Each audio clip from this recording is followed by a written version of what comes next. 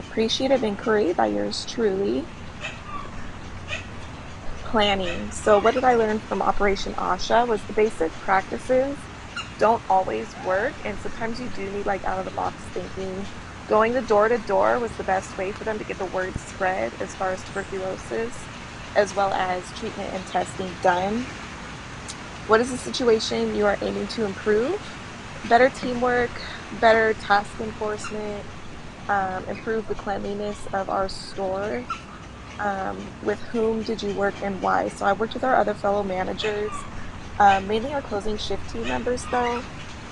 What action steps did you plan to take to conduct your experiment? So I had talked to management and created a routine or checklist, implemented into the work environment and saw the success rate. So we made it permanent and we laminated some checklists. And then all of us managers, whoever was on shift for the night, had to sign off on those checklists. Um, what are your measures of success?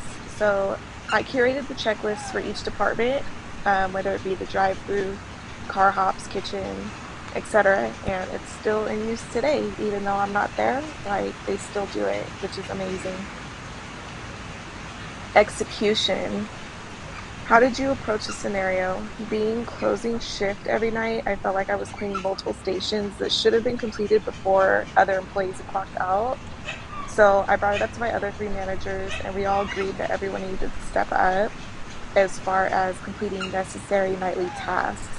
So I suggested making to do lists or checklists for each station and laminated them so they can write their initials next to each task that they had completed. And then the managers on duty for the night had to look at those checklists and sign off on them before the employees can clock out.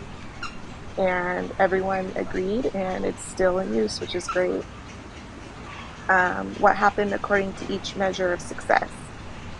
Everyone was able to complete the closing tasks, and we actually ended up being able to go home sooner because we weren't all there as far as managers. It was always just us two managers closing together, and we would literally have to clean every single station and get it all set up for the next day by ourselves. Um, were there any surprises or insights? There was an employee. He had worked there much longer than any of us managers. And overall, honestly, he was just really lazy as far as like cleaning. He'd always say, "Oh, well, I'm gonna be back tomorrow. I'll do it tomorrow," which is not okay. So he would take the list and he would initial the tasks as being completed, and then he would just clock out and leave. He wouldn't check in with us managers. We weren't able to check his work before, and so eventually he was terminated because of it. The manager above us, the GM, he was completely on board with the list and he thought that it was a great idea. And the fact that this employee was not following protocol at that point was not okay. Reflection. What one or two insights did you learn about AI? So it could be beneficial to growing a business and connections within a work environment. What one to two ideas did I have to implement AI in the future? If a problem persists in the future, I can come together and bounce ideas off of fellow employees and come up with a plan to test and see if it succeeds. What is your desired outcome for using the 4D process in the future? With any desired outcome, I mean, you want it to work out, but if it doesn't, you always investigate to find out what the problems are and critique it in any way to try to get it to work.